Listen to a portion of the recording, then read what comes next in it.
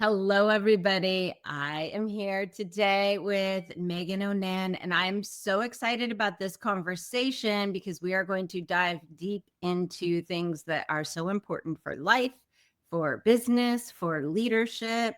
We're going to touch on connection and cancel culture and agreeing to disagree. So Megan Onan is a TEDx speaker. She is a 3 times author, human connection consultant. She's won awards.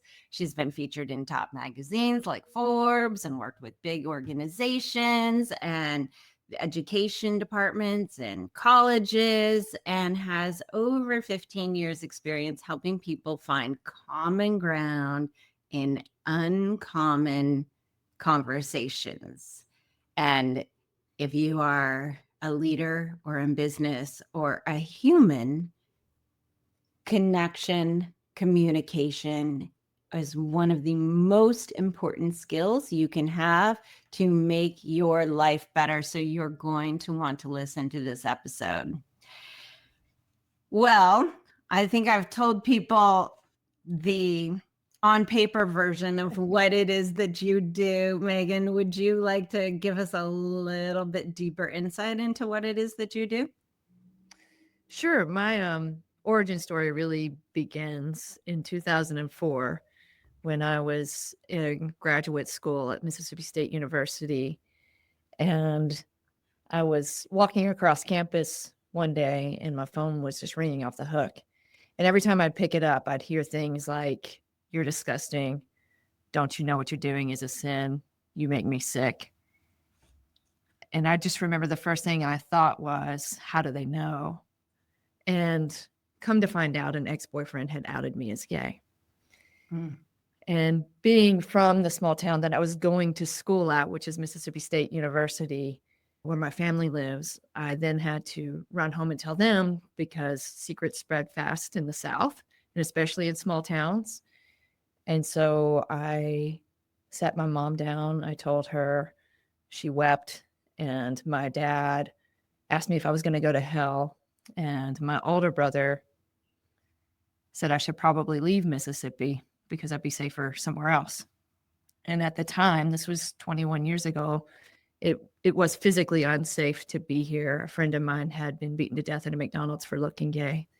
And that day just continued to spiral. I went to see a mentor of mine, hoping for some kind of support, some kind of hug or something to just say, hey, you're going to be okay. And he quotes Bible verses to me and basically says, if you continue to participate in a homosexual lifestyle, you'll burn in hell. And in that moment, I remember just feeling like, hey, I'm just a label now to all of these people. I'm not the person. Nothing I've done up until this point in my life as an athlete, as a student, as a member of the community matters. Like all they see is this thing that they label as bad. And it was just one of those turning points in my life where I realized I'm pretty alone here and I've got to figure this out. Eventually, it led me to leaving Mississippi to find a sense of self-worth, to find some confidence, to find safety within myself. I was gone for 6 years. I ended up in Florida, and then I ended up in Colorado. And then after about 6 years, I remember having this vision of needing to return to Mississippi to heal because I knew. Before we go there, I just want to highlight for everybody, because this is so important. Now, you're gay, and some people can relate to that and some people can't. But I know that everybody, if you picked up the phone and you heard the words, you're disgusting, you're going to burn in hell. Now, I know a secret where we think that we're bad or wrong or broken or a burden or some other thing that is terrible. So if you had that phone call, just think to yourself for a moment what it is that you would think to yourself, oh God, they know. And so when we talk about moving through the rest of this conversation, I want you to remember that this is what we're talking about. We're not talking about somebody's sexual orientation. We're talking about that thing that you have decided that was bad about you, that you felt like you had to hide. Okay. Thank Sorry, you for that. I needed to put that out there. No, thank you for that. I appreciate it, because there's such, when I think back to that time, it feels like another lifetime, but there was such shame. And I was just trying to get through that day, trying to survive. And I think that's why when 2010 rolled around, I needed to come here and face it. I needed to come and bring, the confidence and the self-worth that I built throughout those 6 years to come and heal my relationship with my family and find a way to be in the community that I felt so rejected by. And so for the past 14, 15 years, that's the work I've been doing, is working on myself, working on my relationships, working on my connections in the community, having those hard conversations, and doing the work that I do in the world and helping people find common ground through difficult conversations. So I tell that story because it really is the catalyst as to why I do the work that I do. I've Yeah. always had a passion for this work, but having had the experience that I had has really made it very personal and very meaningful for me. And so it's the reason why it's so important to me, because I've found a way for me and how it works for me, and still being here, still living here, and having a family and having a career and having healed relationships with my parents and my family. I'm kind of on the other side of it. So it's been a very tumultuous journey, but definitely one I would take again. Yeah. I think that's one of the true marks of somebody who's embodying the Be the Wolf ethos, is that there is a bigger reason why you do what you do. And in the process, you are able to become more and more of yourself. And you get to bring your gifts through that to the world. What is the bigger vision that you hope to create as a result of the work you're doing? Just to keep doing the same work. It's hard work. Like, it's this career, this path that I'm on and that I've chosen it's not easy. Like, I'm constantly have to look in the mirror. I'm constantly have to push myself to evolve. Yeah. I'm always put in situations that are very challenging. So I live in an environment where I am different in every way. I'm spiritually different. My sexual orientation is different. How I approach life, how I live my life, everything about me does not fit the mold that Southern people like to put people into. And so every day is a challenge to wake up and be my best self. And so I don't think I'll ever not feel that way about being here. And so just continuing the work that I do, continuing to write books, continuing to work with people, continue to be a part of the community is always going to be something that's challenging me and pushing me forward. And that is really one of the deep essential needs as human beings, is to keep expanding and to keep growing. And I think when people stop doing that is when people start to go down this path of hating other people. And I believe that and through the work I've done with clients, and we dig deep through subconscious stuff and we get down to the nitty gritty, it really almost always boils down to, I am ashamed of myself because I have betrayed myself, and I'm not being and honoring the truth of who I am. And there are certain things you can hide easily.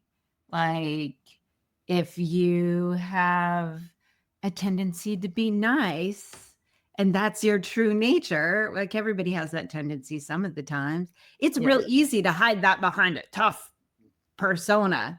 But some things are not as easy, and they take, if we're trying to hide them, they take a bigger chunk out of us. And because of that, we tend to, because we're denying pieces of ourselves, it's really hard to look at other people who are owning the wholeness of themselves or the fullness of themselves, or trying to at least. And I think Right. that's kind of the root of a lot of the disagreements. Let's Totally dig agree. into agreeing to disagree. One of my favorite topics. Let's go there. Yeah, my TED Talk, it was released in March, and the title of it is What to Do When You Disagree with Someone You Love. So, I love this. And then I have a book called Agreeing to Disagree is Not Enough. But the basis of all of that and why I love it so much is because I remember coming when I first came back to Mississippi and like interacting with people. This is before marriage equality. There was still 4 or 5 years before marriage equality even happened Yeah. in Mississippi. And most conversations, most people I would interact with was like, Megan, I love you, but I disagree with your lifestyle. And it always stung. It just didn't feel right. And so it took me on this path of like really digging into this topic and really trying to understand, why do we agree to disagree? Why are we making an agreement to agree to disagree and not go deeper and not find out who each other are? And so I started exploring ways of being in communication with people who felt that way about me. That, hey, I love you, but I disagree with who you are, essentially. And finding ways to have meaningful conversations with them by asking open-ended questions, asking them about their fears, connecting with them on a human level, and then watching that relationship evolve over time from being, hey, I disagree with your lifestyle, to, hey, Megan, you're just like me. And we have a lot of the same fears, and we see life a lot of the same way. And we have some very similar values. And just seeing people's eyes open when that was the approach that I took was just very rewarding and very healing for me, because not only was I getting to know someone and their story, they were getting to know me too. And over time, those little conversations that were a little bit more meaningful, a little bit more beyond the surface, turned into these amazing relationships. And sometimes I don't know if their beliefs changed, and it didn't matter, because we were connecting on a human level, not on a belief level, because those are two very different levels. And so I've just learned over these last 14 or 15 years that if we're going to get beyond agreeing to disagree, we have to be willing to not only be seen, but to see others, like truly see others, and give them the space. And so, yeah, that's I have a passion, obviously, for this topic. That's where the root of where this work comes from, is just hearing that phrase all the time and trying to navigate my way through it and still have meaningful relationships. One of the things that strikes me about this is that to come to that place of deeper understanding where you can connect, it requires empathy. And I think the average person thinks that they have empathy. But what I've seen with a lot of people is they can put themselves in somebody else's shoes, but only as themselves. So they can't actually understand what it's like to be that person. Like if somebody's in a war-torn country and they're a refugee, you can sit there and say, well, I wouldn't need any help because blah, blah, blah, because that's who you think of yourself as. You have this persona of who that is, but you can't imagine what that would actually be like because you haven't lived in any kind of chaos, or somebody might not have lived in any kind of chaos. Somebody who suffered a lot of trauma might be able to more easily put themselves in those shoes because it's chaos. Right. And what you talk about is digging deeper to find where that same thing is, so that they can put themselves in those shoes. You said at the end of your TED talk this question, when you're in disagreement with somebody, to say this thing to connect deeper. Mhm. Do you remember what that is? Yeah, it's what are you afraid of? Well, actually, it's to approach the conversation with, hey, this is really important to me, and this is what I'm afraid of. So just right out the gate, stating your fears of why you're afraid to go into this conversation with this person. Usually, if you're that afraid, it's someone who means something to you. It's someone you love and you fear their rejection. So I found with my parents and with my family, it's like I'm afraid that when I say this thing, that you're not going to see me anymore and you're not going to be there for me and you're not going to support me. And if you can approach it head on that way and just stating your fear, it already humanizes you to the other person where they can then let their guard down and they're not feeling defensive because they know a heavy topic is already coming. Yeah. And so it puts down the defenses, it puts down the walls, it allows everybody to just soften a little bit so that the conversation can start off on the right foot and not have to start out defensive and then backtrack like we often do. We get defensive, we react, and then we're like, oh my God, why did I do that? I got to step away. Now I got to come back. And so it's just an opportunity to just throw it out there from the beginning and be willing to be vulnerable in that moment that diffuses the tension a little bit. And what's powerful about this from like a subconscious psychological level is that when people are literally incapable of understanding something new, if they're in a contractive emotional state. So if you say something that threatens their reality or the way they view the world, that will automatically put somebody in a defensive state. Yeah. And they will feel potentially powerless. And so therefore they are shut down to any kind of new information that might expand their perspective.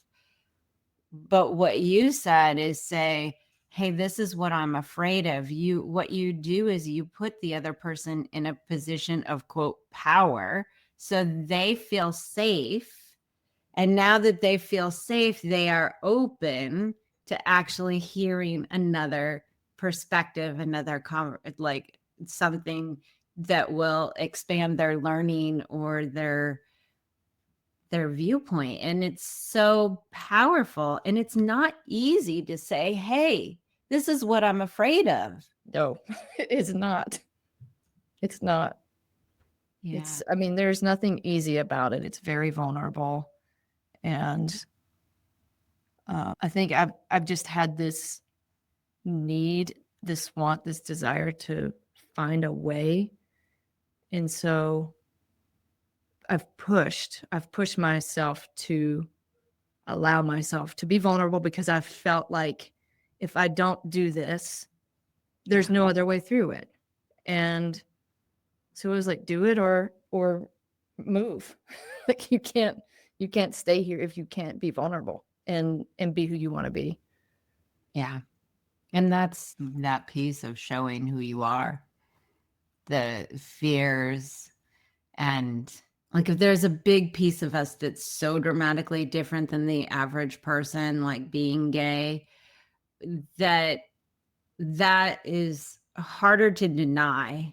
But when it's these little fears, it's just people's habit to just shut them down and not open up and show that part of themselves because of their fear consequences. Absolutely. I think, yeah. I want to talk about cancel culture because I feel like that's a good lead in. But before we do that, can you tell people how to get in touch with you and what it is how you work with maybe specific people, specific organizations, what it is that you offer out there? Yeah. I mean, the best place to see all of my work is my website, which is meganonan.com. And I work with corporations, corporate leaders, executives. I work with colleges. Last week, I worked with a group of nurses at a public high school. So everything I do is about the courage to connect and helping people navigate that. Everything that we've talked about so far, admitting those fears, figuring out what your values are versus your beliefs, and finding a way to connect with people who show up differently than you do in the world. So it doesn't matter, all the way from elementary school, all the way up to the C-suite executive office. We're all human beings. We all have these fears. We all have these issues of running up against people we disagree with. And so I help people navigate that space and finding ways to connect in a meaningful way. So I do that through workshops. I do that through keynote speaking, and I do that through consulting, depending on how deep people want to get. So, and then I have 3 books, and then my TED Talk and other talks and all kinds of resources on my website. So basically what I'm hearing is that no matter where you are, what you're doing, you have a resource or a pathway to help them, whether it's the TED Talk, the books, consulting, organizations, groups. So you've got your fingers in it all. I do. It's very rewarding. I love the work that I get to do in the world. Yeah, I understand. I love what I do too. Okay, so essentially, when you came out or when you were outed, there's this sense of getting canceled. Mhm. And I think a lot of people, especially after the Me Too movement and whatnot, there's just this cancel culture thing that is so prevalent. Mhm. Can you share your thoughts on that? Yeah. I mean, I think first, social media makes it very easy to cancel people. We can just unfollow, and it's just so easy to, you see someone that doesn't think the same way you do, and you just, I don't want to see their content anymore. You just throw them to the side. So we're becoming numb to Yeah. how we're affecting other people. But at the same time, I feel like there's the social media world, and then there's the real world that we live in our communities. Right. And I don't see the same amount of canceling going on face to face with Right. people in the community. I see people working together. I see people looking for solutions. I see people wanting to find a way, trying to find middle ground, wanting to make things work in their community. I can speak to here. I think that's very true here. I'm involved in several organizations, and a big part of helping schools and Boys and Girls Club and all the things that are going on. I see people pulling together in a way that I think is more meaningful than it has been in the past, just because people are so sick of the division. Yeah. So I think we live in 2 bubbles, and they're both impacting how we're doing as individuals. And we need to start paying attention to how we're interacting in both worlds and find a way to find ourselves, find a way through to bridge that gap. And I think it's a very difficult thing to do. So when I talk about canceling, I think that a lot of the canceling is going on the internet, not so much face to face. I think there's a lot of great things happening, but I do think we all really struggle with this concept and this belief that if I do something wrong, if I believe something wrong, if I say something wrong, I'm going to be canceled. I think everybody has that fear. Yeah. And especially online, because people get to hide behind whatever screen name and there's no face to face. People very rarely will say the things that they might say to you online to your face. And I think that's a big thing. But I'm curious what you think about this. So I think that the reason we fear being canceled is because of the things that we might lose: family, money, livelihood, all of those things. Right. But I think if we really boil and dig deep, I think boil down and dig deep, that what we're really afraid of is deeper than that. So I'm curious what you think about that.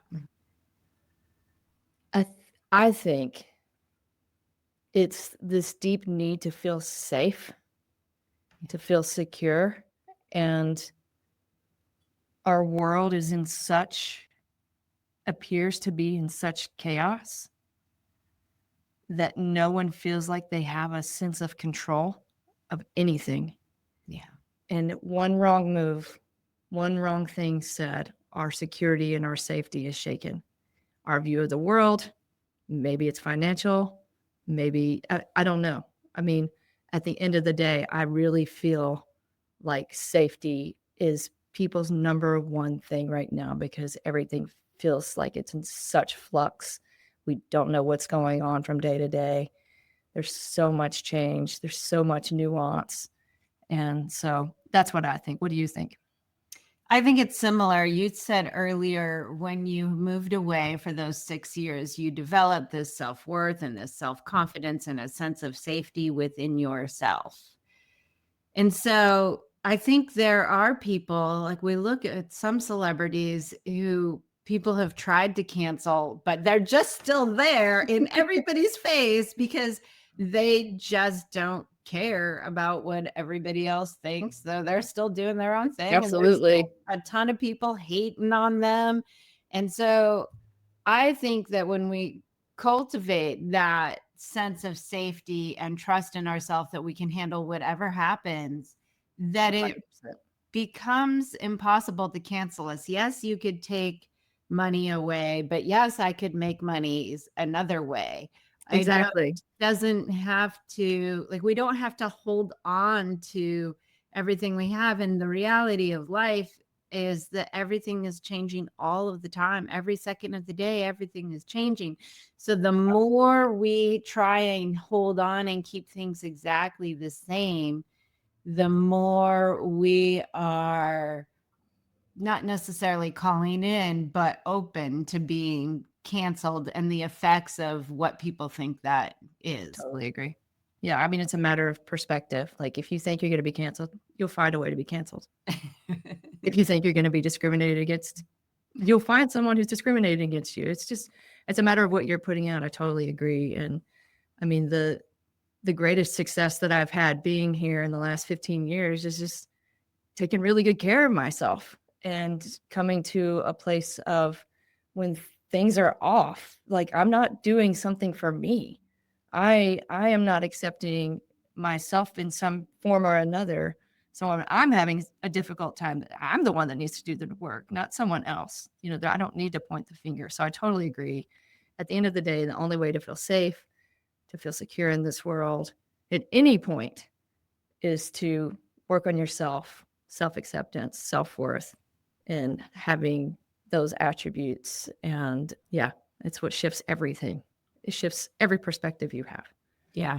And it's so big when you said if something's going on and I'm having some difficulty with it, I have to look at what's going on with me because your difficulty and your feelings are happening inside of you. So we always say, oh, so and so made me feel this way. Yeah. But so and so could have said the same thing to me or you, and we would not feel that way. So where is the thing? And it's not like so and so might be an asshole. Totally. There may be no denying that, but Yeah. if it's how that asshole makes you feel, that's going on within you. Right. And when we start to deal with that, and that comes into circling back to those fears Yep. and facing those fears. And I think it's so powerful if we're going to try to connect deeper with the people that we love, sharing what we're afraid of. Yeah, I totally agree. And when we stop and honor those feelings and just acknowledge them, just take that minute. You don't have to cry all day. Like, just honor where you are. Honor how an interaction brought up those feelings in you. And then you get to this level of acceptance, and then you don't care about the asshole anymore. Because you honored where you are. And it doesn't matter. Then you're not thinking about them anymore. So that's a really good point. I'm glad you brought that up because if you're having a hard time with someone, like what is really going on? Like, what are you really feeling? What is this touching that you need to honor and accept so that you can see this person again, not as the enemy? Yeah. Do you have an example of one of those relationships where you guys shared the fears? You don't need to name names or anything, but where you shared the fears and you were able to connect deeper because of that? Yeah, I talk about this one in my TED Talk, actually, my mom, because she's the most meaningful relationship, my closest friend before I came out. And so we really struggled after I came out. And while I was gone for the 6 years that I was gone from Mississippi, we struggled. Like there was an emotional distance and we were bickering and not understanding each other. So when I came back to Mississippi, there was still that emotional distance and we were having conversations, but we weren't getting anywhere. And I remember just getting to a point, I was like, Mom, we got to figure this out. How about you write a letter to me about your experience of the day I came out to you? Like, what was going on for you at the time? What were you feeling? I'll do the same. I'll write a letter to you. Let's exchange those letters, read them, and have a follow-up conversation. And my mom, who is amazing, was like, yes, I'll do anything to work through this. And so we wrote the letters. And when I read her letter, she talked about her fears around my safety, around trying to protect me, around what was going on for her at the time. She was losing her best friend to cancer. She was dealing with stuff with her mom, and she had a lot going on, and she was terrified for me and how I was going to be treated. And so she shut down. And so her shutting down felt like complete rejection to me, because now I'm emotionally disconnected from this person I adore, who I need to hug me and tell me everything's going to be okay. And so then I was in turn able to tell her in my letter, hey, I felt rejected by you. And these were my fears at the time. And this was what was going on for me. And after we read those letters and had a follow-up conversation, it shifted our entire relationship, because we were able to see each other as people again, not as Megan, the gay person, or Mom, this person who I feel like rejected me. And we were able to start working through things at so much more ease and so much more compassion and empathy for each other, for where we stood, because I was pushing her. I'm like, you need to accept faster. You need to come along faster. And it wasn't that. It's just that we needed to have that conversation about what was going on underneath the surface. And since then, so this was over 10 years ago that we did this. And I mean, we've had plenty of hard conversations since then, and everything hasn't been perfect, but we have found how to communicate, and it works for us. And I have a 6-year-old daughter now, and my mom is the greatest grandmother in the world. And I'm getting to watch, it's going to make me cry, but I'm getting to watch her be there for me in a different way. And it's really beautiful. So that's the best story for me, and the most meaningful story for me. And the most risky thing that I could have done was to ask her to do that. Yeah.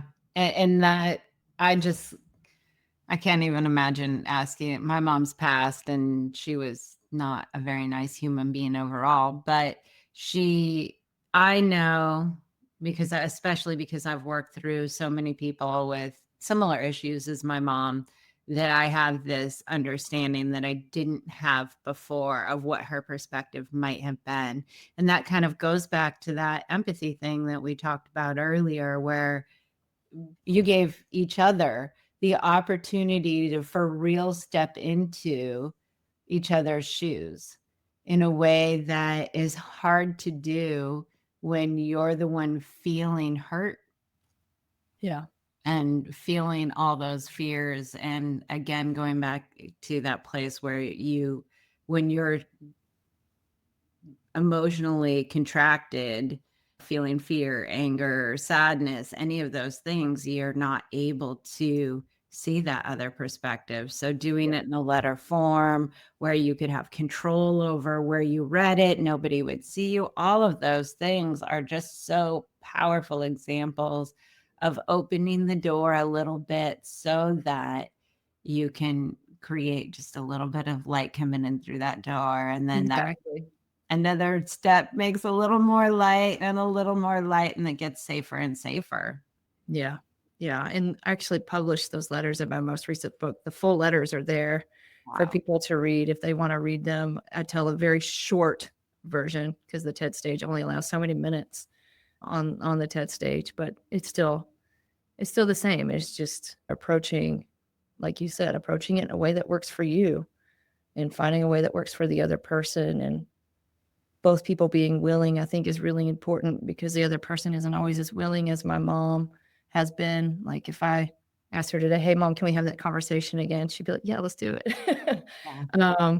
So I think when the other person is willing to, anything is possible.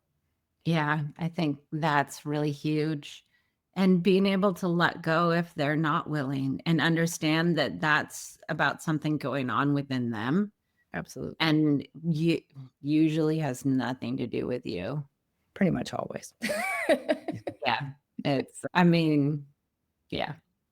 I'm sure I could think of some outlandish, like crazy situation where yeah, but generally speaking, it's again going back to those feelings are happening inside of the Yeah. other person. And Yeah. so we make our decisions based on the feelings that we feel inside of us.